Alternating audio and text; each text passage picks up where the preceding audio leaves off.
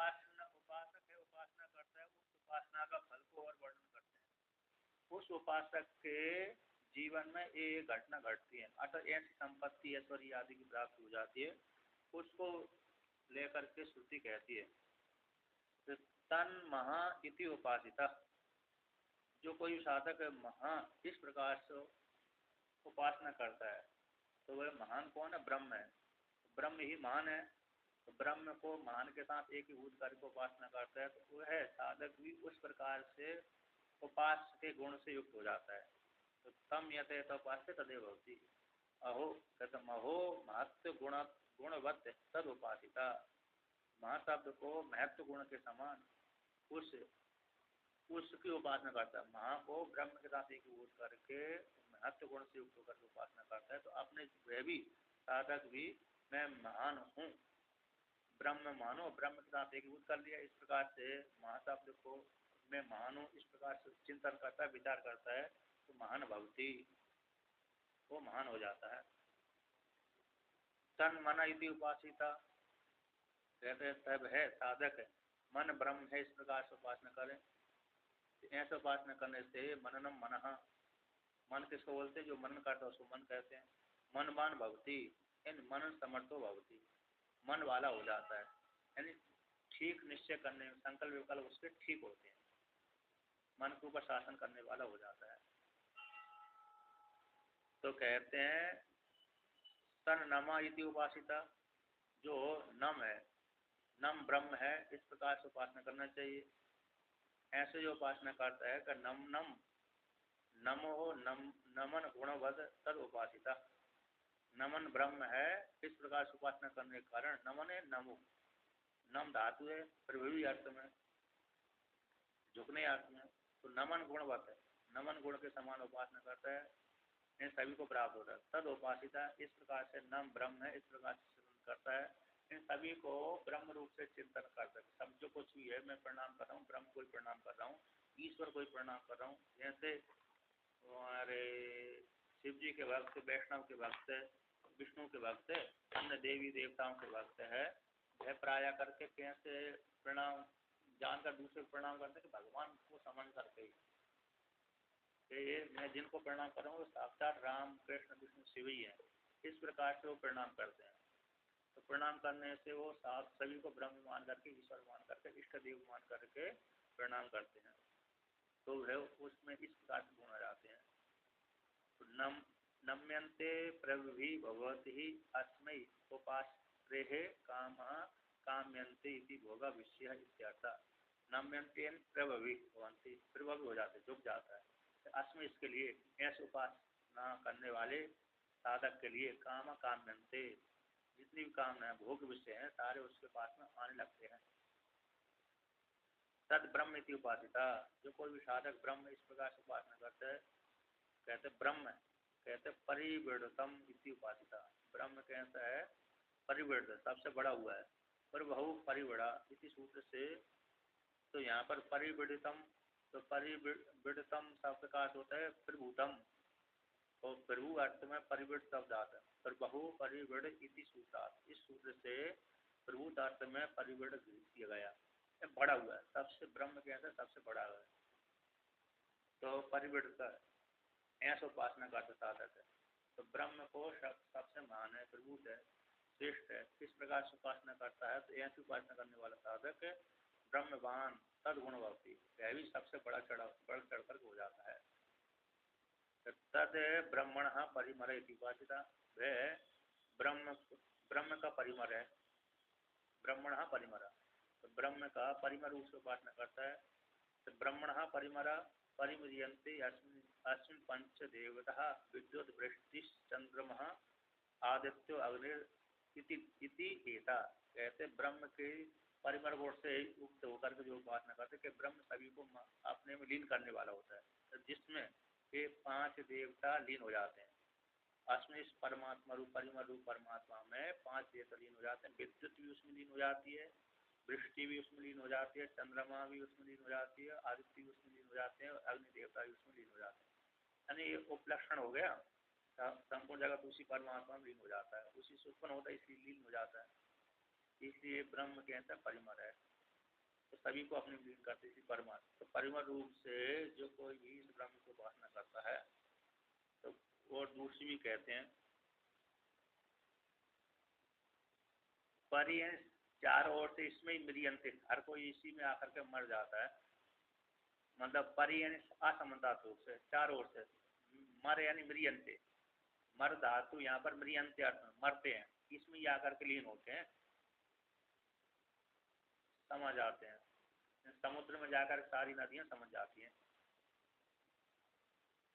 तो परिमर गुण है, परिमर गुण वाले इस ब्रह्म की उपासना करते हैं। तो इसमें उपासना का फल अलग हो गया और ज्ञान का फल अलग हो गया। तो इसमें सारे देवता इसमें जाकर के, क्योंकि अधिष्ठान है, रस्सी रूप रस्सी में ही सर्प उत्पन्न होता है, रस्सी में चेष्टा करता, रस्सी में लीन हो जाता है। तो रस्सी रूप रस्सी कैसी परिमर है, परिमर गुण वाली है, इसलिए यहाँ पर कहते हैं परिमरियंते। परिमर शब्द का तो परिमरियंते, जिसमें जाकर असमन चारों ओर से, परिता होते चारों ओर से, रियंते मर जाते हैं। अश्विन इसमें वो देवता, ये 5 देवता, यानी उपलक्षण है, सारे देवता इसमें जाकर लीन हो जाते हैं। तो कहते हैं अतो, तो यहाँ पर परिमर शब्द को आकाश के साथ एकीभूत करते हैं, क्योंकि आकाश भी सभी का अधिष्ठान है। परमात्मा में तो आश्रित रहता है, किंतु अन्य सब भूतों का अधिष्ठान है और सारे देवता इसी आकाश में लीन हो जाते हैं। अतो वायु परिमरा इति श्रुति अंतरात अंतर प्रसिद्धि। वायु भी परिमर है, परिमर गुण से विशिष्ट है, क्योंकि वायु में ही सारे देवता लीन हो जाते हैं। संवर्ग विद्या में जितनी संवर्ग विद्या है ना, तो संवर्ग विद्या में सारे हिरण्यगर जो वायु महावायु है उसमें अग्नि देवता, इंद्र देवता, सूर्य देवता, सारे देवता लीन हो जाते हैं, इसलिए परिमर कहलाती है। तो यहाँ पर कहते हैं परिमर श्रुति अंतराल, श्रुति है कौन सी, तो यहाँ पर तो ब्रह्मवान शब्द से अर्थ यहाँ पर लिया स्थूल भोग साधन वाला हो जाता है, ब्राड के समान हो जाता है। तो ब्रह्मवान होता है ना, ब्रह्मवान शब्द आया था, तो टीकाकार ने उसको ब्रह्मवान शब्द के अर्थ लिखा है कि स्थूल भोग के साधन वाला हो जाता है, ब्राड के समान हो जाता है। ब्राड जैसे सारे भोगों भोगता है उसी प्रकार से हो जाता है। तो ये वायु देवता भी आ, तो इसलिए तो वायु परिमर है। तो वायु परिमर है तो श्रुति अंतराल प्रसिद्ध है, तो श्रुति से दूसरी श्रुति द्वारा प्रसिद्ध है। तो यहाँ पर उसकी टीका में वर्णन किया है, या एवं एता पंच देवता वायुर्भाव संवर्ग इत्यादि श्रुति अंतरात ब्रह्मण संहर्तित्व वायु द्वारकम इति वायुर्ब्रह्मण परिमरा संहार साधनम इत्यादि। कहते हैं या जो कोई भी, या एवं वेता पंच देवता, ये 5 या एवं देवता, ये 5 देवता है, 5 देवता इसी में लीन हो जाते हैं। वायुर्भाव संवर्ग ये श्रुति है, छांदो उपनिषद की श्रुति है, वायुर्भाव संवर्ग, संवर्ग सम्यक रूप से संगणनात् संवर्गा विष्णात् इति संवर्ग, जो अपने में लेता है सभी को ग्रहण कर लेता है उसको संवर्ग बोलते हैं। तो वायु देवता सभी को, इनको इन सबको 5 देवता को लीन कर देता है। कौन 5 देवता हो गए, विद्युत, वृष्टि, चंद्रमा, आदित्य, अग्नि, इन सबको वायु देवता अपने में लीन कर लेता है। तो वायुर्भाव संवर्ग इस श्रुति से, इसलिए यहाँ पर वायु देवता भी कैसा है, परिमर गुण से विशिष्ट है, यानी संगार का साधन है। यहाँ पर कहते हैं ब्रह्म का संघटित्व, ब्रह्म जो संघटित है वायु द्वारा की, वायु द्वारा संपूर्ण जगत को संहार करता है परमात्मा, इसी वायु ब्रह्मण परिमरा, वायु ब्रह्म का कैसा परिमर है, असल वायु में जाकर के साथ लीन हो जाते हैं, फिर वायु परमात्मा में लीन हो जाती है। जैसे सारा भूत प्रपंच विराट में लीन हो जाता है, विराट फिर हिरण्यगर में लीन हो जाता है, हिरण्यगर फिर ईश्वर में लीन हो जाता है, ईश्वर फिर परमात्मा में लीन हो जाता है। इस प्रकार से परिमर कहलाता है वायु। अब उसका वर्णन करते हैं, वायु और आकाश को एक करके कहते हैं, सा ऐसा एव अयम वायुर आकाशेन अनन्य इति आकाशो ब्रह्मण परिमरस तम आकाशम वायु आत्मानं ब्रह्मण परिमर इति उपास्ते। सा है, ऐसा है, अयम है जो है, वायु है, और आकाश के साथ है अनन्य रूप से अभेद वाली है, एक ही होता है। क्योंकि आकाश भी चक्षु इंद्रिय का विषय नहीं होता और वायु देवता भी चक्षु इंद्रिय का विषय नहीं होता। तो आकाश में सारे लीन हो जाते हैं, परिमर कहलाता है। और उसी प्रकार से वायु भी अपने सबको इन देवताओं को लीन कर लेते हैं। इस प्रकार से वायु का आकाश के साथ अनन्य अभेद है। इसी हेतु से आकाश भी ब्रह्मण परिमरा, आकाश कहता है वह ब्रह्म का परिमर है। अर्थात ब्रह्म में जैसे ब्रह्म में सारे लीन होते हैं, उसी प्रकार से आकाश में भी सारे व्यक्ति लीन हो जाते हैं। तो ब्रह्म का परिमर है। ब्रह्म को आकाश में परिवर नाम से उपासना करते हैं। तम आकाश को, तम है ना, उस तम आकाशम, उस आकाश को, वायु आत्मा को, वायु स्वरूपात्मक आकाश को ब्रह्मण परिमरा, ब्रह्म का जो परिमर है आकाश को, इस रूप से परिमर गुण के द्वारा उपासना करते हैं कि आकाश सबको लीन कर देता है, अपने में लीन कर लेता है। तो ब्रह्म का एक सेवक है ब्रह्म। ब्रह्मण षष्ठी है, परिमर प्रथमा है। तो ब्रह्म का परिमर रूप से उपासना करता है। अतः ब्रह्म की उपासना तो यहाँ पर परिमर उपासना है, तो ब्रह्म की ही परिमर रूप से उपासना करता है ना। तो सारे इसमें आकाश रूप परमात्मा में लीन होते हैं। तो यहाँ पर उपासना करने से क्या फल प्राप्त होता है, उसका फल वर्णन करते हैं। तो जो कोई भी ब्रह्म को इस गुण से विशिष्ट होकर के आकाश को परिमर रूप से, आकाश परिमर है, ब्रह्म का ही परिमर है, अर्थात परमात्मा ही इसमें अनिश्चित है।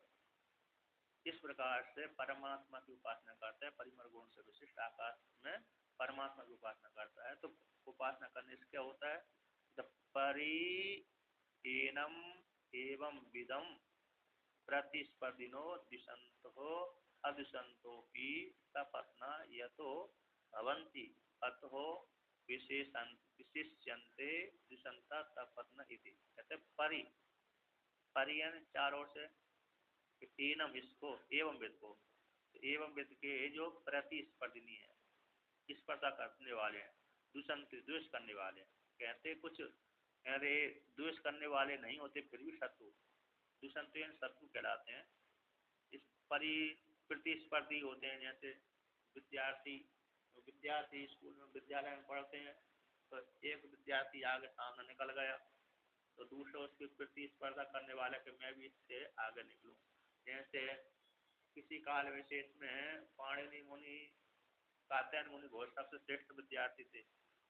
तो सबसे श्रेष्ठ होने के कारण वो सभी को सापू पर शासन करते थे। अब उसी में पाणिनि मुनि भी उसी विद्यालय में पढ़ते थे, किंतु उनको ज्ञान होते ही नहीं था, अर्थात उनकी बुद्धि बैठते नहीं था। तो आचार्य आकर मेरे को इस प्रकार ज्ञान की प्राप्ति हुई, तो आचार्य से मंत्र दे दिया और शिव जी के प्रभाव से उनको सारी विद्या की प्राप्ति हो गई। उन्होंने फिर व्याकरण की सिद्धि कर दी। तो फिर कात्यायनी मुनि को लगा कि इसने तो मेरे से आगे निकल गया। तो फिर कात्यायनी मुनि ने उनके साथ प्रतिस्पर्धा करके वार्तिक की रचना कर दी। तो बात तो यहाँ तो वार्तिक और पाणिनि मुनि की तो मतलब लोगों के लिए कल्याणकारक सिद्ध हुआ, किंतु अन्य व्यक्ति जो उपासक के साथ प्रतिस्पर्धा करते हैं, द्वेष करते हैं, तो यहाँ पर कहते कुछ द्वेष भी नहीं करते, शत्रु होते हैं। हमारे पास पड़ोसी के साथ झगड़ा हो गया तो हमारे शत्रु हैं, किंतु द्वेष नहीं करते, हमारी अनिष्ट नहीं सोचते, है ना। तो ऐसे जो शपथ में होते हैं, तो शपथ में आदि संतो भी शपथ में बुलाते हैं, शपथना को बोलते हैं शत्रु। जैसे किसी पुरुष ने दो विवाह कर लिए, अब दो विवाह कर लिए तो उसकी दो पत्नियां हैं। तो कभी कभी दोनों पत्नियां आपस में झगड़ती रहती हैं और कभी कभी नहीं भी झगड़ती। तो दोनों इसलिए यद्यपि सपत्नी होती हैं दोनों स्त्रियां एक पुरुष की, फिर भी वे द्वेष नहीं करते शत्रु होने के बाद भी। तो कहते हैं जो शत्रु है, कहते हैं अतो विशेष किए जाते हैं, जो शत्रु होते हैं जो हानि पहुंचाते हैं, ऐसे ही सपत्ना है। सपत्ना दुष्यंत को ये विशेषण सपत्ना, विशेष रूप से जो शत्रुता निभाते हैं और हानि पहुंचाने की कोशिश करते हैं, ऐसे जो एवं वेद के प्रतिस्पर्धी वाले दुष्ट करने वाले जो सपत्ना शत्रु है, दूषित से वो सारे मर जाते हैं इसके प्रभाव से। या एनम दुषंत हो दुषंत तपतना ते परिम्रियंते प्राणान जहती। कहते हैं जो कोई भी एनम इस साधक के साथ ये या दुषंता तपतना जो द्वेष करने वाले तपत्नी शत्रु हैं ते वे शत्रु परिम्रियंती प्राणान जयती अर्थात उसके साथ विरोध करेंगे तो सामने वाला जो द्वेष करने वाला है व्यक्ति मर जाएगा। यदि उपासक के ऊपर हमने द्वेष किया, जो उपासना करने वाला है उपासना करने वाले के साथ हमने हानि पहुंचाई, उसका अनिष्ट सोचा कि अमुक उपासक का कल्याण न मतलब ये हो जाए, हानि हो जाए, दुर्गति की प्राप्त हो जाए अथवा उसकी संपत्ति नष्ट हो जाए, ऐसा जो सोचने वाले तपस्ना होते हैं, दुष्यंत होते हैं, द्वेष करने वाले होते हैं, शत्रु होते हैं, वे सारे मर जाते हैं। क्योंकि चिढ़ने लगे तो उपासना के प्रभाव से भगवान उनको शीघ्र ही मार देता चिढ़ने वाले को।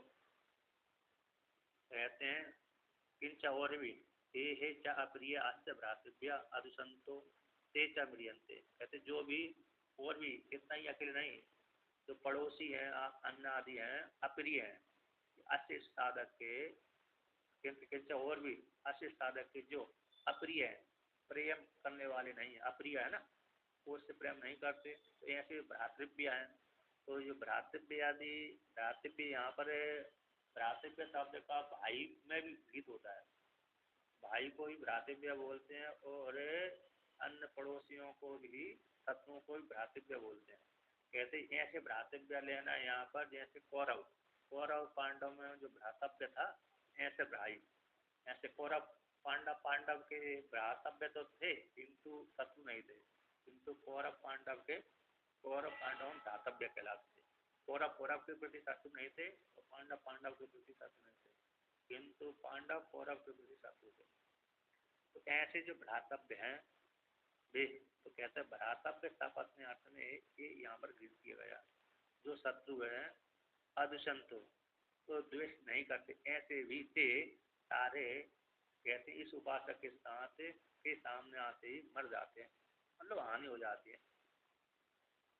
मतलब संकेत इसका इस श्रुति का तात्पर्य है कि जो उपासना करने वाला व्यक्ति है ऐसे उपासना करने वाले व्यक्ति से क्रोध नहीं करना चाहिए। यदि क्रोध करेंगे तो विरोध करने वाले को हानि की प्राप्ति होगी, उसका कल्याण नहीं होता। जो उसकी धन संपत्ति आदि है कमाई है उसने वो भी चली जाती है, कहीं ना कहीं एक्सीडेंट हो गया, कुछ हो गया, उसके द्वारा केस लग गया फ्री का ही, तो केस फ्री का लग गया तो बड़ी समस्या हो जाती है, ठीक ना। इस प्रकार से वो मर जाते हैं। तो कहते हैं अब आगे वर्णन कर प्राणो वही अन्नम शरीरम अन्नादम इति आरभ्य आकाशान्तस्य कार्यस्य एव अन्न अन्नादत्वम उत्तम।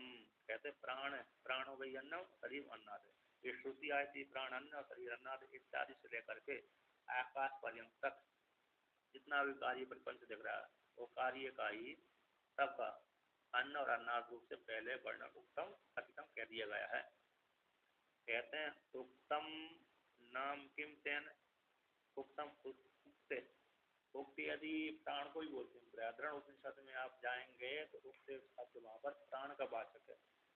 प्राण तेन इस गुण से विशिष्ट प्राण की उपासना करता है। तो उत्तम नाम किम जो कहा गया क्या है, तेन एतत् सिद्धम भवति, उक्त कह तो दिया गया, उससे क्या होता है, उससे इस प्रकार की उपासना से एतत् सिद्धम भवति। कहते क्या कार्य विषय एव भोज्य भोक्तृत्व संसार, भोज्य भोक्तृत्व संसार न तू आत्मनि।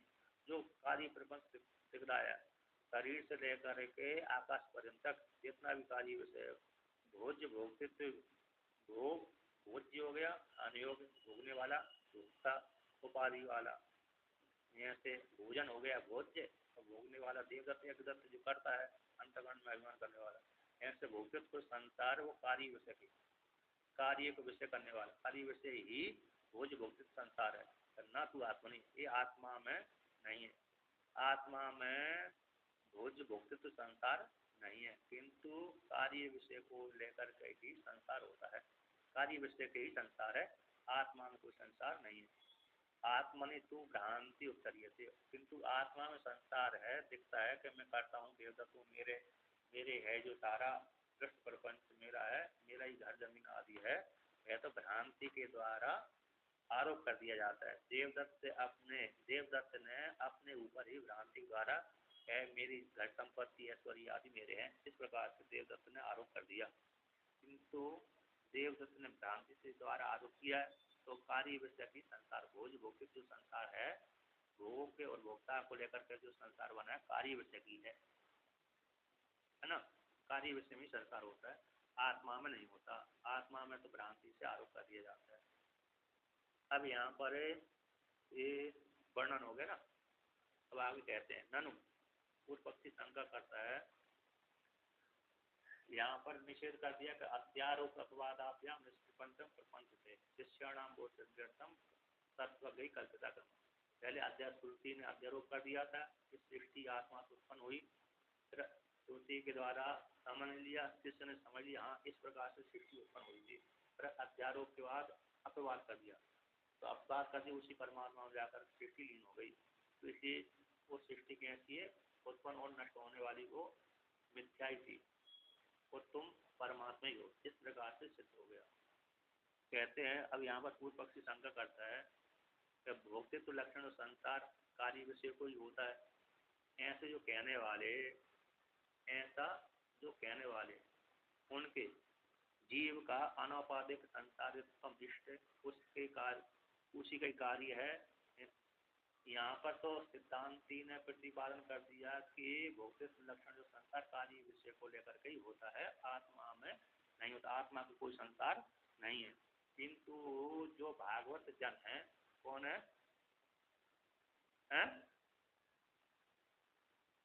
अच्छा आवाज सुनाई नहीं पड़ रही अब?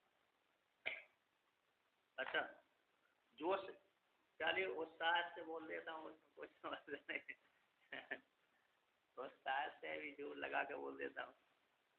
तो यहाँ पर देखिए कहते हैं, अरे सिद्धांती ने बोला है, सिद्धांती ने कह दिया भोक्तित्व लक्षण जो संसार है, भोज्य भोक्ता आदि संसार लक्षण है, वह कार्य विषय को लेकर के ही होता है ना। अब इसमें पूर्व पक्षी कहते हैं कि नहीं, कि जो जीव का संसार है ना, जीव का ही पारमार्थिक संसार है, ऐसे जो मानते हैं उनके मत को उठा करके तो जीव का संसार कौन मानते हैं कि भागवत जन, भागवत है ना, तो भागवत मतलब अब भक्त हो गया, चाहे वो उसमें शिव के भक्त मान लो, चाहे विष्णु भगवान के भक्त मान लो, अथवा किसी के भक्त मान लो, पराया करके उसमें भागवत जन यहाँ पर वर्णन कर दिया, भागवतों के मत को उत्थापन करते हैं टीकाकार है ना। तो भागवत मतलब पराया करके अब विष्णु भगवान के भक्त आ गए, तो कहते हैं रामानुचारी भगवान, विष्णु भगवान का मतलब नहीं यहाँ पर विष्णु भगवान, रामानुचारी भगवान। तो जो रामानुजाचार्य भगवान कहते हैं कि संसार जीव का, ये ईश्वर का नहीं है, जीव जीव ही रहेगा, ईश्वर ईश्वर ही रहेगा, है ना। तो उसको लेकर के यहाँ पर खंडन करते हैं, ननु आत्मा अपि परमात्मनः कार्यम तो युक्त तस्य संसारिति। पूर्व पक्षी कहता है कि परमात्मा का कार्य आत्मा है ना, परमात्मा का कार्य आत्मा, इसलिए परमात्मा कार्य आत्मा होने कारण जीवात्मा ममई वांसो जीव लोग जीव भूता सनातना। भगवान भी कहते हैं कि जो जीव है मेरा ही अंश है, मुझसे उत्पन्न हुआ है, ममई वांसो मेरा ही अंश है, जीव भूत सनातन जो जीव है मुझसे ही उत्पन्न हुआ है, मेरा ही अंश है। तो अंशी और अंश भिन्न भिन्न हो गया, अंशी से अंश उत्पन्न हुआ है, इसलिए परमात्मा का कार्य आत्मा है, जीवात्मा है, इसलिए ठीक है जीवात्मा का संसार मान लिया जाए, है ना। तो ऐसा कौन मानते हैं? अरे भागवत जन मानते हैं, रामानुजाचार्य भगवान मानते कि संसार किसका है, क्योंकि आपने पहले वर्णन कर दिया कि जो कार्य प्रपंच दृश्य दिख रहा है जीव वे संसार कार्य को लेकर के संसार है, भोक्ता भोक्ता जो संसार दिख रहा है कार्य को विषय को लेकर के ही होता है, आत्मा में नहीं होता। इसलिए कार्य परमात्मा का कार्य जीवात्मा है ही, और उसने सृष्टि करी है और प्रवेश कर गया था। तो मतलब यहाँ पर ममई वांसो और ईश्वर अंश जीव अविनाशी। तुलसीदास जी भी कहते हैं कि ईश्वर अंश जीव अविनाशी, कितना ही लेना है हमको, है कि नहीं। आगे आगे लेंगे तो खंडन हो जाएगा, इसकी उतना ही लेना है। तो स्फूर्ति जहाँ तक होता है ना वहीं तक लिया जाता है। तो ईश्वर अंश, ईश्वर का अंश है, मवे वांसो जीव लोके, तो मेरा ही अंश है। तो इस प्रकार से तो यहाँ पर इसलिए ठीक है, जीव का ही जो दृष्ट प्रपंच दिख रहा है जीव का ही संसार है, मान लिया जाए। इति चेत, ऐसा कहो तो तस्य जीवस्य, तस्य शब्द का यहाँ पर जीवस्य, जीवस्य संसार, इसी जीव का ही संसार है, ऐसा पूर्व पक्षी इन भागवत जन कहते हैं। सिद्धांत के लिए ना, ऐसी बात नहीं है। असंसारिणा एव प्रवेश श्रुति, कहते असंसारी परमात्मा का ही प्रवेश सुना गया है, यहाँ जीव का प्रवेश नहीं है। असंसारी कौन है? ईश्वर है, ब्रह्म है, उसी ईश्वर रूप ब्रह्म का ही प्रवेश सुना गया है। तो कहते कहाँ सुना गया है? तो ये सुना गया तत्सृष्टा तदेवानुप्राविशत, उस परमात्मा ने सृष्टि करी, सृष्टि करके उसने प्रवेश कर लिया।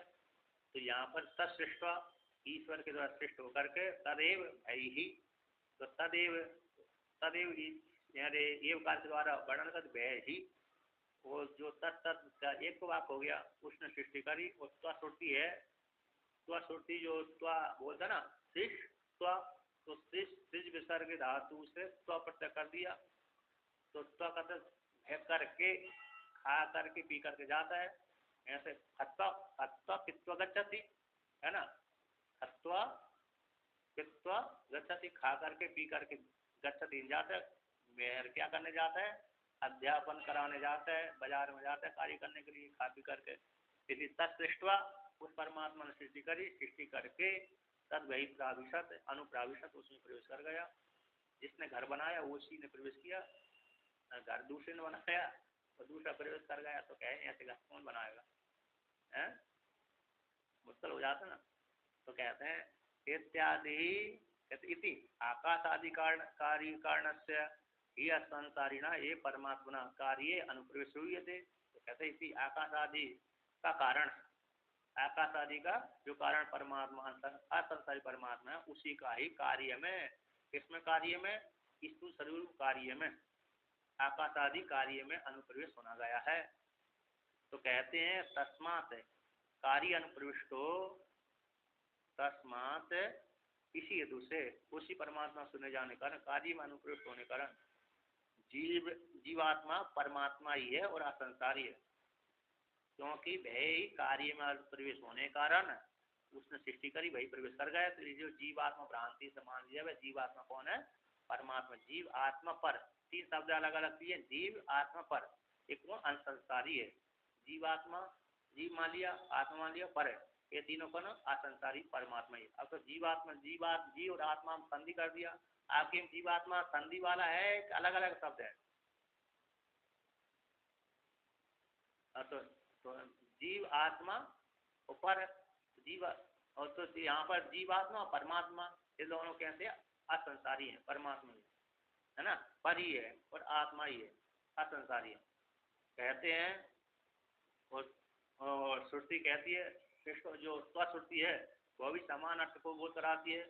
तो जीवात्मा में भी, जीव में भी वर्तमान है, आत्मा भी वर्तमान है, परमात्मा भी परि वर्तमान है, असंसारी परमात्मा है। कहते सृष्टि तत्सृष्टवा तदेवानुप्राविशत, इसमें वर्तमान है, और तदेव तत्सृष्टवा में ये वर्तमान है, तदेव अनुप्राविशत है, यही वर्तमान है। सृष्टवा ये सृष्टि करके, अनुप्राविशत उसने प्रवेश किया था, तो किया था, तो यहाँ पर सृष्टवा में वर्तमान है तो श्रुति, और अनुप्राविशत भी वर्तमान है। तो समान कर्तृत्वोपत्ति, समान कर्ता की उत्पत्ति कराती, वो कराता होता है, इसमें एक ही कर्ता का ही है।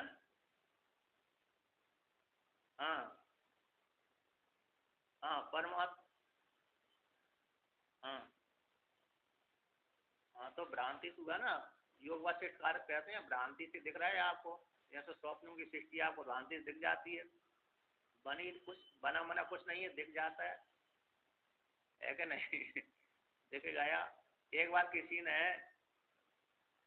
किसी ने उड़िया आवाज से प्रश्न किया कि चलिए सृष्टि दिख रही है, सृष्टि जब हो गई, हमने तो देखा कि हम माता पिता पैदा हुए, फिर तो ये माया कहाँ से आई है ना?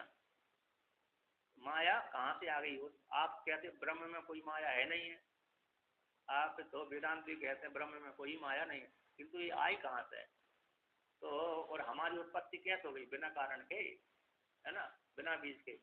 कहते यदि तुमने जीव अपने को मान लिया है, बस उसी पे ज्यादा चिंतन करिए। अब कहाँ से आ गई कहाँ से नहीं आई उसके विषय में चिंतन मत करिए। ऐसे उन्होंने एक बार उत्तर दिया था। जिसने जीव अपने को मान लिया है, और क्या, तो यहाँ पर कहते हैं उसी प्रकार से कहते समान कर्तृत्व पत्ते, समान कर्ता है ना, एक ही कर, जिस कर्ता ने सृष्टि करी उसी की ही उत्पत्ति हो रही है। तद सृष्टवा तदेवान प्राविशत, कहते हैं उसी को वर्णन करते हैं आप। सर्ग प्रवेश क्रिया, सर्ग क्रिया प्रवेश क्रिया, सृष्टि क्रिया हो गई, सृष्टि करना, फिर उसी का प्रवेश करना। इन दोनों में एकस्य करता, एक ही करता है। तो तथा इसी दूसरे त्व प्रत्यय हो युक्ता, त्व प्रत्यय कैसे युक्ति युक्त है। यदि सृष्टि करने वाला दूर देवदत्त था और प्रवेश करने वाला यज्ञदत्त था, तो अलग अलग हो गया, तब तो त्व प्रत्यय नहीं लगेगा, सार्थक नहीं होगा। इसलिए जिस देवदत्त ने घर बनाया उसी देवदत्त ने प्रवेश किया। तब सृष्टवा, देवदत्त ने सृष्टि करके घर बना करके वही देवदत्त उसमें प्रवेश कर गया, है ना। तो तत्श्रेष्ठ तदेवान प्राविशत, वह परमात्मा सृष्टि करी वही परमात्मा प्रवेश किया था। तो प्रत्यय ठीक ही है, तो प्रत्यय का वही अर्थ सृष्टि करके खा करके पी करके जाते हैं आप। कहते अब पूर्व पक्षी यहाँ पर कह रहे नहीं भाई, प्रविष्टि का तो भावांतर हो जाता है ना। जैसे किसी ने अध्ययन कराने वाला है, घर में गया तो घर वाला हो गया, बाहर गया तो बाहर वाला हो गया। कहते प्रविष्ट से तू भावांतर आपत्ति थी चेत, प्रविष्ट का तो भावांतर की प्राप्ति होती है ना। अरे मजदूरी करने तक गए तो वहां पर मजदूरी करने वाले कहलाए, अन्य अन्य जहाँ जहाँ पर गए वहाँ पर कहलाते हैं। तब प्रविष्ट का तो भावांतर की प्राप्ति हो जाती है, होती है भावांतर, है ना। संसारित रूप इसी हेतु से परमात्मा ने प्रवेश किया तो जीव रूप से प्रवेश किया। से हमने कहीं बाजार में कार्य करने गया तो कहीं भी गए तो उपाधि हमने ले ली, उपाधि लेने से हम वो कहलाते हैं। उसी प्रकार से प्रविष्ट प्रविष्ट व्यक्ति का भावांतर की प्राप्ति हो जाती है। इसी परमात्मा ने प्रविष्ट किया तो प्रविष्ट करते ही भावांतर जीवात रूप से सिद्ध हो गया, तो पारमार्थ रूप से सत्य हो गया, मान लिया जाए। इसी चेत भावांतर की प्राप्ति मान लिया जाए, इसी तत्व रूप से परमात्मा जीवात्मा का संसार है। यदि चेत ऐसा कहो तो सिद्धांत कहता ना, प्रवेशस्य अन्यतत्वात् प्रत्याख्यातत्वात् ख्यातत्वात्, ऐसे प्रवेश होती है ना, वो अनर्थ वाली है। अनर्थ वाली कैसी है भाई? कि भाई ये तो मात्र बोध कराने के लिए। कैसी है? तत्श्रेष्ठाचार्यवानो प्राविशत, तो जीव ने मान लिया था कि मैं जीव हूँ, है ना। तो जिसने अपने को भ्रांति से मान लिया, उस जीव के जीवत्व को हटाने के लिए, तो तुम ना करता हो ना भोगता हो ना जीव हो, तो तुम कौन हो? जिसने सृष्टि करी थी भाई तुम हो, सप्तमसी, ये सृष्टि तुम ही हो। ये अनर्थ वाली है ना। प्रवेश का अनर्थ होने से, अनर्थ होने से तो अनर्थ वाली है। जीवात्मा का जो जीवत्व धर्म था उसको निश्चित करने के लिए कि तुम जीव नहीं हो, तुम करता नहीं हो, भोगता नहीं हो, तो कौन हो? तो ब्रह्मासी, हम ब्रह्मास्मि, है ना, तत्वमसी हो। तो प्रत्यक्षातत्वात् शब्द का अर्थ है कि पहले हमने खंडन कर दिया इसके विषय में, आप दोबारा क्यों उठा रहे हो, है ना। या आप पीछे जाकर के कहाँ पर जाकर देखेंगे तो पीछे नंबर पे एक, अरे प्रत्यक्षातत्वात्, हाँ हाँ, छठवें अनुभाग से, हाँ तदेव, उसमें लिखा है अन्य अन्य तत्व, हाँ ब्रह्मवल्ली के छठे अनुभाग के पहले पे अनुभाग में साथ साथ में आया था, है ना। साथ साथ में मेरे में भी मेरे में तो एक एक अरे 113 नंबर पृष्ठ पर लिखा है जो कैलाश आश्रम की पुस्तक में, तो आपके में जो लिखा होगा तो ब्रह्म ब्रह्म, हाँ षष्ठ अनुवाक का प्रथम मंत्र में, तो वहां पर आया। तो इस प्रकार से वहां पर जाकर कर देख लेना चाहिए। मतलब एक प्रत्यक्ष तत्वार्थ शब्द का दिया, अन्य तत्वार्थ यानी अन्य अर्थ का अर्थ है यहाँ पर। तो अन्य अर्थ मतलब प्रवेश जो खंडन करने के लिए, मतलब जो प्रवेश आपने किया, प्रवेश श्रुति वर्णन कर रही है, वह प्रवेश श्रुति मात्र ज्ञान बोध कराने के लिए है, ना कि यथार्थ प्रवेश किया उस ईश्वर ने, अर्थात ज्ञान के लिए है वो प्रवेश श्रुति। अध्यारोप और अपवाद, इसके लिए श्रुति आती है, स्मृति आती है, यानी अभियुक्तों का वचन है। अध्यारोप अपवादाभ्याम निष्प्रपंचम प्रपंचते शिष्याणाम भूत सिद्ध्यर्थम तत्वज्ञ कल्पिता क्रम, ये उसमें सार्थक है। प्रवेश ज्ञान के लिए है, जो प्रवेश है ना, इसके लिए ज्ञान के लिए है, वहां पर मात्र ज्ञान बोध कराने के लिए ऐसा प्रवेश श्रुति कह दी गई है। अध्यारोप किया पहले, फिर पहले अध्यारोप किया, फिर अपवाद कर दिया, ना कोई प्रवेश किया ना उससे निकला, बस भ्रांति का आरोप हटा दिया, भ्रांति हुई थी उसको हटा दिया, यही इसलिए प्रवेश है। कहते हैं अनैन जीवेन। अब यहाँ पर श्रुति पूर्व पक्षी कहता है भाई ऐसे कैसे कह रहा है, श्रुति तो छांदोग्य उपनिषद की जो श्रुति है, छांदोग्य श्रुति के अनुसार तो वह बेकारात्म रूप से परमात्मा प्रवेश किया है ना, उसलिए उसके साथ तो विरोध हो रहा है। छांदोग्य उपनिषद की श्रुति के साथ तो इस श्रुति का विरोध हो रहा है, तो उसने तो वहां तो वर्णन कर दिया अनैन जीवन आत्मा प्रवश्य नाम रूप व्याकरवाणी, वह है परमात्मा अनैन जीवन आत्मा प्रवश्य, अनैन इस जीव रूप से उसने प्रवेश किया, और नाम रूप व्याकरवाणी, इसलिए इस वाक्य इस शेष के साथ इसका विरोध हो रहा है, इस श्रुति का तत्देवानुप्राविशत इस श्रुति के साथ है, इस श्रुति के साथ विरोध हो रहा है। इति कहो तो इति चेत विशेष श्रुति से छांदोग्योपनिषद की श्रुति से है ना, धर्मांतरण अनुप्रवेश से कहते हैं परमात्मा ईश्वर धर्मांतर के द्वारा अनुप्रवेश होता है। आप कैसे कहते हो कि वह परमात्मा सृष्टि किया, ज्ञान के लिए प्रवेश किया है वहां पर अकेला, ज्ञान के लिए तो तदेवानुप्राविशत अन्यार्थ वाली है, यानी मात्र ज्ञान के लिए, ये आप ऐसे कैसे कह रहे हो, जबकि छांदोग्योपनिषद की श्रुति तो धर्मांतर के द्वारा अनुप्रवेश दिखलाती है। अनैन जीवेन आत्मनुप्रविश्य नाम रूप व्याकरवाणी, इस प्रकार से तो ऐसी प्राप्ति हो जाने पर कहती इति चेत ऐसा ना, तो क्यों कह रहे हो, कहते यहाँ पर कहते तत्वमसी पुनः तदभाव उपत्ति, तत्वमसी महावाक्य के द्वारा पुनः तदभाव की उपत्ति होने से तदभाव पत्ते तदभाव उपत्ति, जो पहले जीवात्मा हो गया था, जीवात्मा अपने को मान लिया था, हे श्वेत केतु तुम भाई हो, जिसने सृष्टि करी थी वह तुम ही हो, तुमसे भिन्न कोई दूसरा नहीं है ना। कहते हैं कहते हैं क्या कहते हैं, भावांतरापन्न से तद अपवार्थ संपत्ति चेत, कहते पहले अच्छा पूर्व पक्षी कहता है चलो तद भाव की आपत्ति हो जाती है, तब भाव की उपपत्ति से मान लिया जाता है कि इसलिए वहां पर तत्वमसी के द्वारा उस जीव ने प्रवेश किया, फिर उसने भाई प्राप्त हो गया, जीव ईश्वर ने प्रवेश किया, जीव बन गया, फिर वही प्राप्त हो गया, इसकी तदभाव की प्राप्ति उक्ति होने से तो तत्व तुम भाई हो। किंतु इतना मान लिया जाए, ऐसा मान लिया जाए कि पहले ईश्वर ने प्रवेश किया, ईश्वर ने शरीर में प्रवेश किया और शरीर में प्रवेश करके वह जीवात्मा बन गया, अब जीवात्मा बनने के पश्चात फिर उसको हटाने के लिए ऐसा बोला है, ऐसा मान लिया जाए, उपासना मान लिया जाए। जैसे भावांतर आपन्नस्य, ईश्वर भावांतर को प्राप्त हो गया, भावांतर कौन हो गया, यथार्थ सत्य हो गया, जीवात्मा बन गया, ऐसे भावांतर को प्राप्त हुआ ईश्वर का जीव रूप में ही तद अपहातम, उसको हटाने के लिए संपत्ति चेत संपद उपासना मान लिया जाए, है ना।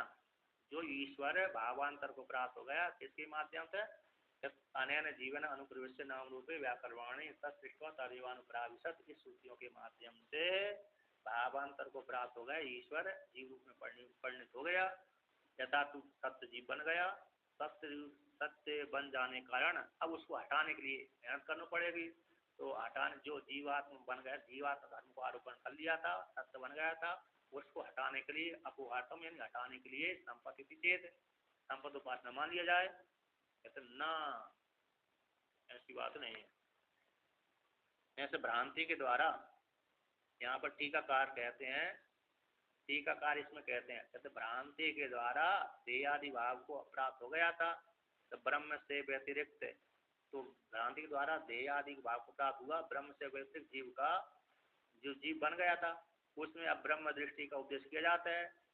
तो ब्रह्म दृष्टि का उपदेश किया जाता है संसार को अपहन करने के लिए, है ना। पूर्व पक्षी कहता है कि भ्रांति के द्वारा वह ब्रह्म जीवात्म भाव से प्राप्त हो गया, देहादि भाव को आप प्राप्त हो गया था, ब्रह्म से व्यतिरिक्त देहादि भाव को प्राप्त हो गया जीव, जीव देवदत्त। अब उसी देवदत्त में कहा तुम ब्रह्म हो, इस प्रकार से चिंतन करो, ब्रह्म दृष्टि को उपदेश किया जाता है। क्यों? उसमें जीवत्व हटाने के लिए, संसारिता हटाने के लिए।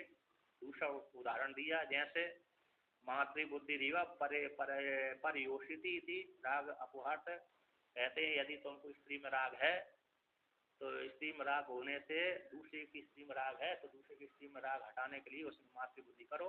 परयोषिति, दूसरे की स्त्री में राग हटाने के लिए जिस प्रकार से मातृबुद्धि की जाती है कि माता की बुद्धि करोगे दूसरे की स्त्री में तो फिर उसमें आपको राग प्राप्त नहीं होगा। अपनी स्त्री में राग करिए, दूसरे की स्त्री में राग मत करिए। तो दूसरे की स्त्री में राग हटाने के लिए मातृबुद्धि का आरोप किया जाता है। उसी प्रकार से कह जो जीव है, पहले ब्रह्म था और उसने भ्रांति के द्वारा अपने को जीव मान लिया, अब जीव को हटाने के लिए उसमें ब्रह्म दृष्टि उपदेश किया जाता है।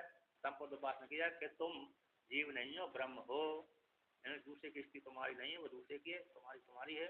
इस प्रकार से वो दूसरे की स्त्री माता का आरोप कर दिया जाता है, इसलिए माता का आरोप करते ही वो फिर उसमें राग नहीं होता।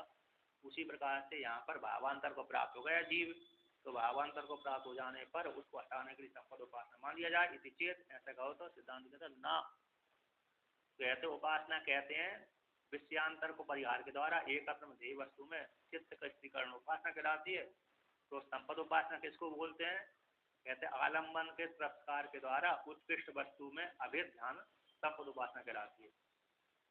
और तो दूसरी भी है, दूसरा लक्षण उसका निकृष्ट में किंचित साम्य से उत्कृष्ट दृष्टि, निकृष्ट वस्तु में किंचित साम्य रूप से उत्कृष्ट दृष्टि संपद उपासना कहलाती है। और तीसरा लक्षण है कि आरोप प्रदान संपद उपासना कहलाती है। यानी आरोप प्रदान हो गया और अधिष्ठान गुण हो गया, अधिष्ठान गुण और आरोप प्रदान होकर के संपद उपासना। और प्रतीक उपासना कहते अधिष्ठान प्रदान, जैसे शालिग्राम में विष्णु बुद्धि, तो शालिग्राम में विष्णु बुद्धि अधिष्ठान प्रदान हो गए, वहां पर सीधा पत्थर ही दिखता है हमको, तो है ना। शालिग्राम नर्देश्वर आदि में क्या दिखता है? सीधा पत्थर दिखता है। तो पत्थर दिखता है तो उसमें एक प्रतीक उपासना कहलाती है। तो आरोप ये प्रतीक उपासना हो जाएगी, अधिष्ठान प्रदान को प्रतीक उपासना बोलते हैं। और संपद उपासना किसको बोलते हैं? कहते आरोप प्रदान है। मनो ब्रह्म इति उपासिता, मन ब्रह्म है, कहते जीव ब्रह्म है इति उपासिता। तो जीव का जीवत्व तो गुण हो गया, मन का मनत्व तो गुण हो गया, किंतु मन ब्रह्म है तो ब्रह्म प्रदान हो गया, है ना। जीव का जीवत्व, जीव और ब्रह्म में साम्य है कि तो जीव भी अरे चेतन है, ब्रह्म भी चेतन है। तो जीव में साम्य तो होने के पश्चात किसी साम्य है और उत्कृष्ट ब्रह्म का आरोप कर दिया जाता, इसलिए आरोप प्रदान हो गया। तो जीव कैसे है? ब्रह्म है तो ब्रह्म हो गया, जीव चला गया।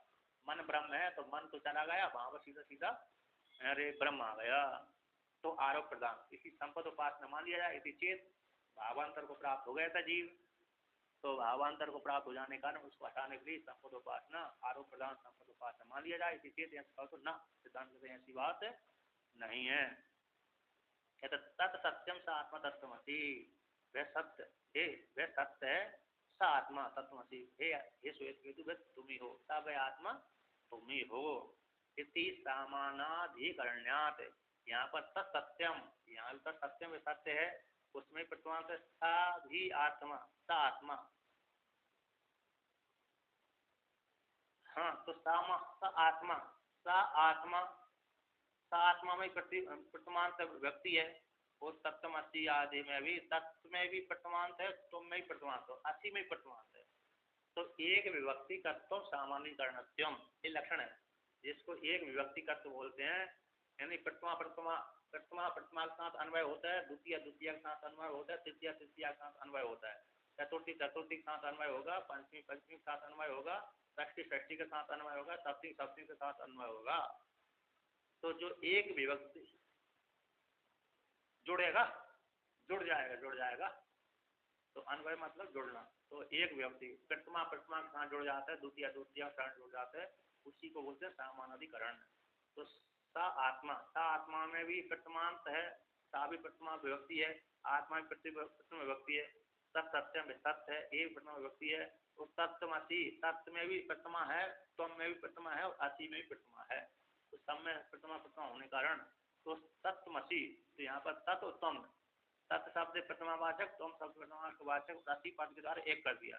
तो सामान्यकरण होने से, इसलिए आप पहले जीव, पहले ब्रह्म था फिर जीव हो गया, फिर ब्रह्म बना दिया, ऐसी बात नहीं है।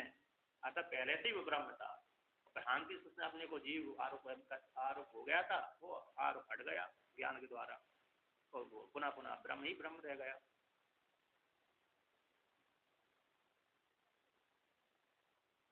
यहाँ पर कहते हैं टीकाकार इसमें अर्थ निकालते हैं कि आबाधित है जिसका बात नहीं होते ऐसे तत्पद मुख्य सामान्यकरण के साथ विरोध होने से अब्रह्म जीव में ब्रह्मत्व संपादन करने के लिए, कल्पना करने के लिए न सकते, है ना, कुछ समर्थ नहीं है।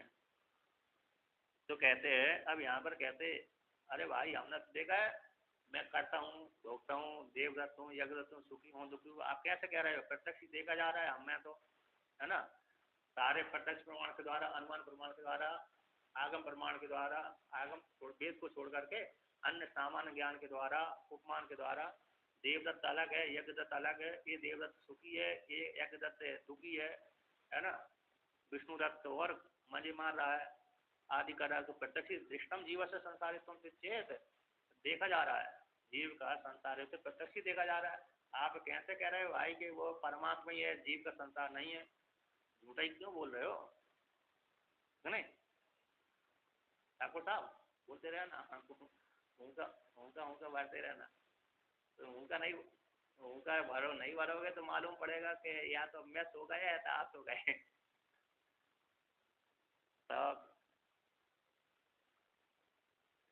तो देख,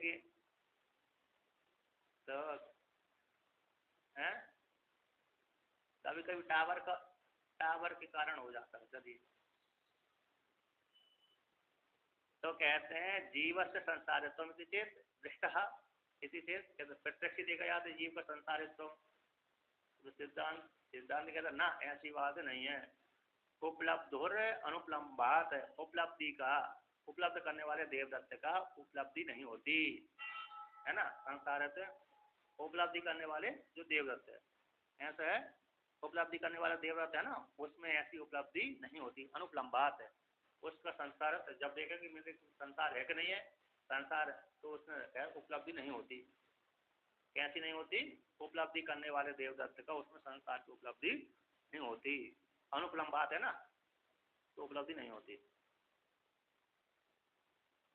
यानी तो मतलब उपलब्ध करने वाले जो संसार धर्म है ना, संसार धर्म उस देवदत्त में नहीं है। उपलब्ध करने वाले देवदत्त में संसार तो नहीं देखे जाते, संसारबद्ध रूप से ऐसा कोई प्रमाण नहीं है, ऐसा कोई श्रुति प्रमाण नहीं है कि जो वो जीवात्मा में संसार धर्म का आरोप कर दे, बता दे कि जीवात्मा संसारी है, ऐसा कोई श्रुति प्रमाण नहीं है। इसलिए उपलब्धि करने वाले देवदत्त में इसकी संसार धर्म की उपलब्धि नहीं देखी जाती, ऐसा कोई प्रमाण, श्रुति प्रमाण नहीं है। और आप मानते हो तो आपकी घर की विषय है, किंतु पूर्व पक्षी यहाँ पर क्या है, दृष्टम जीव का संसार सुखी दुखी लेकर के हम तो प्रत्यक्ष देखते हैं, कितना ऐसी बात नहीं। उपलब्धि करने वाले देवदत्त में ऐसा नहीं देखा गया कि वह संसार धर्म इसी का ही है। तो तर्क भी जो देखी जाती है ना, शास्त्र के अनुकूल देखी जाती है। तर्क है ना, सारे प्रमाणों का अनुग्रह तर्क है। आत्मा में जो संसार धर्मवत्त का तर्क की अपरिशुद्ध होता है, संसार धर्म वाली आत्मा का, है ना, संसार धर्म वाली आत्मा का तर्क अपरिशुद्ध वाले होने से, तत्प्रत्यक्ष भ्रांत होने से न शास्त्र ज्ञान बाध्यता संभव थी। तो यहाँ पर है प्रत्यक्ष का भ्रांत होने से शास्त्र ज्ञान का बाधक नहीं होता। शास्त्र ने वर्णन कर दिया जो हम प्रत्यक्ष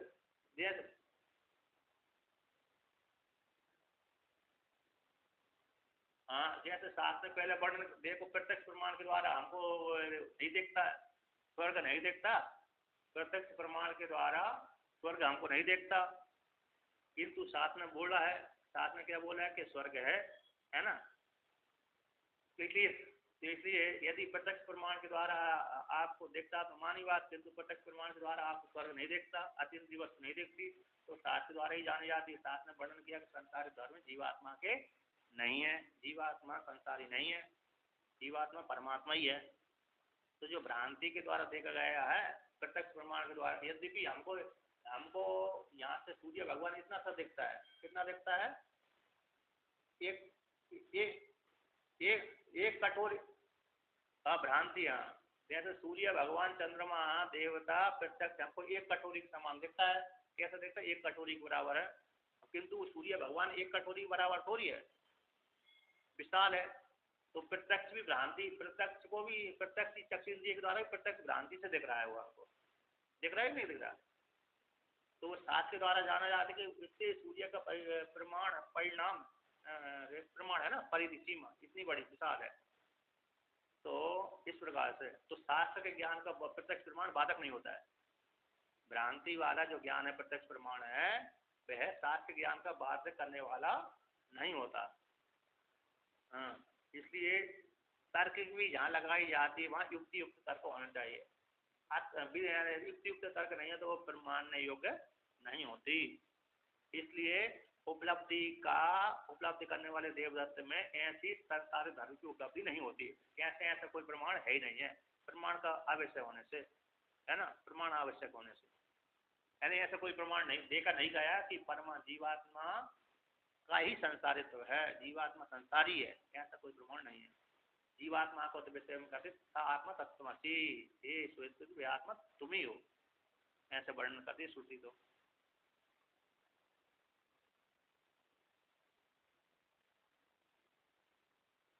तो यहाँ पर कहते हैं, यहाँ पर वर्णन करते हैं, और जो धर्मत्व है ना, सुख दुख आदि की उपलब्धि देखी जाती है, उपलब्धि के धर्म नहीं है, बल्कि उसके रूप के समान है, उसी के स्वरूप है। सुख दुख आदि की जो उपलब्धि देखी जा रही है ना, सुख दुख वाला है, वह उसके स्वरूप ही है, उससे भिन्न नहीं है, उसी को लेकर कहते हैं। तो संसार धर्म विशिष्ट आत्मा उपलब्ध चेत है। अरे हम तो देख रहे हैं कि देवदत्त सुखी है दुखी है ना। पूर्व पक्षी कहता है कि संसार धर्म से विशिष्ट देवदत्त से आत्मा उपलब्ध होती है, देवदत्त सुखी है दुखी है। इलाज करवाने तो डॉक्टर के पास जाते हैं, जब दुखी हो जाते हैं वैद्य के पास में जाते हैं। आप कैसे कह रहे भाई जीवात्मा के नहीं है? अरे जीवात्मा के नहीं होते तो डॉक्टर के पास वैद्य के पास क्यों जाते, है ना। तो मंदिर में भी नहीं जाते हाथ जोड़ने के लिए, भगवान कष्टों को दूर करो। तो आप ये ऐसा कैसे बोले कि संसार धर्म से विशिष्ट आत्मा नहीं है? संसार धर्म से विशिष्ट आत्मा उपलब्ध होता है, मंदिर में जाते हाथ जोड़ने के लिए, वैद्य के पास जाते इलाज करवाने के लिए, नहीं तो इलाज नहीं करवाएगा तो कष्ट भोगेगा।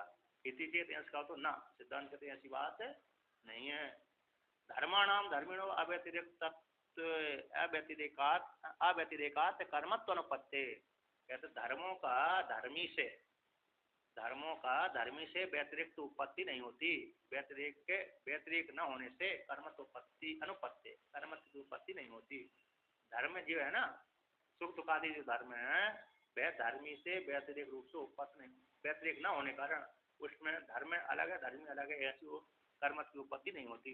जैसे किसी ने देखा, मांडुक्य में आया है, वज्रहस्त पुरंदरा, मैंने स्वप्न में देखा कि देवदत्त यज्ञदत्त में 10 हाथ वाला हूँ, 5 नेत्र वाला हूँ, अरे 2 पैर वाला हूँ, इतने मेरे सर थे। तो वहां पर मांडुक्य सर ने पूर्व पक्षी ने देखा कि अपूर्व देखता है, नया देखता है। आप कैसे कहते हो कि अरे जो जीवा अरे स्वप्न आदि देखते हैं वो सत्य नहीं है? तो कहते अपूर्व देखता है, इसी जगह सत्य है। कहते ना वो जगत भी उस धर्मी से भिन्न नहीं है, वो उसी के जैसे इंद्र के आत्म बज रहता है, उसका उससे अभिन्न ही उसका धर्मी है, धर्मी से धर्म अलग नहीं होता है। उसी प्रकार से यहाँ पर धर्मियों का धर्म व्यतिरिक्त न होने से वो धर्म और धर्मी में कर्म की उत्पत्ति नहीं होती। जैसे रूप है ना, रूप में रूप का धर्म नहीं होता। यहाँ सुख दुख आदि की उपलब्धि होने से न उपलब्धि, कैसे उपलब्धि का धर्म तो संभव नहीं है रूप आदि के समान। अर्थात इसको इसको टीकाकार कहते हैं कि संसार तो ग्राहक है। कहते संसार को ग्राहक यदि भी प्रत्यक्ष प्रमाण नहीं न भवती, संसारित्व को ग्रहण करने वाला यदि भी प्रत्यक्ष प्रमाण नहीं होता, तथापि फिर भी संसार धर्म से विशिष्ट आत्मा स्व चैतन्य के द्वारा उपलब्ध होती है, अनुभव के साथ विरोध होता है। इति विरोध न कहते न है, विरोध होने से न शाब्द असंसारित्व ज्ञान प्रमाण, यहाँ पर जो शाब्द प्रमाण है असंसारित शाब्द प्रमाण है वो प्रमाण नहीं होगा। इति चेत ऐसा कहो तो सिद्धांत कहते न न युक्तम कर्मत्व कर्तृत्व विरोधात, कर्मत्व और कर्तृत्व में विरोध होने से। तो यहाँ पर क्या कहते हैं, प्रत्यक्ष ही वो धर्मी का साथ है, धर्म का व्यतिरिक्त न होने से, इसलिए उसमें कर्मत्व धर्म में कर्मत्व उत्पत्ति नहीं होती, तो अतः उसके अभिन्न अंग है। अतः परमात्मा ही मतलब कैसे हो गया, ये सारे परमात्मा ही संपूर्ण जगत बना हुआ है। जब संपूर्ण जगत परमात्मा ही बनाया तो उससे भिन्न जगत रहा नहीं, तो सुख दुख आदि कहाँ से उत्पन्न होंगे, है ना, व्यापक है। तो कहते उसी को वर्णन कहते उदाहरण देते हैं, तो उष्ण प्रकाश और धाह्य प्रकाशत्व अनुपत्ति बत, जैसे उष्ण प्रकाश है, अग्नि में भी उष्णत्व है, सूर्य भगवान में उष्णत्व है। अग्नि कैसी है, उष्ण प्रकाश वाली है, सूर्य भी उष्ण प्रकाश वाला है। तो भय अग्नि और सूर्य को उष्ण प्रकाश ना तो जलाते ना प्रकाशन करते हैं। अग्नि अपने को भी नहीं जलाती, और यद्यपि उसका धर्म है, अग्नि के धर्म उष्ण प्रकाश है, किंतु वह अग्नि देवता अपने में ही उष्ण प्रकाशित तो नहीं करती, ना तो अपने को जलाती ना प्रकाशन करती है। उसी प्रकार सूर्य देवता भी ना तो अपने को जलाते ना अपने को प्रकाशन करते हैं, उसमें धर्म की उत्पत्ति नहीं होती। यद्यपि वो उष्ण सूर्य भगवान कैसे हैं, उष्ण वाले भी हैं प्रकाश वाले हैं, इसलिए उनमें जैसे उत्पत्ति नहीं होती, धर्म की उत्पत्ति नहीं होती, उसी प्रकार से जो सब प्रकार देख रहे हैं वह भी कैसे अंतःकरण के धर्म है, कैसे अंतःकरण के धर्म होते, आत्मा के धर्म नहीं है। यद्यपि नैयायिक आदि मानते हैं कि आत्मा के धर्म है, किंतु वे वेदांतियों के मत में कैसे होते हैं, आत्मा के धर्म नहीं बल्कि अंतःकरण के धर्म, और अंतःकरण कैसे मिथ्या है, माया के द्वारा बना हुआ है। इसी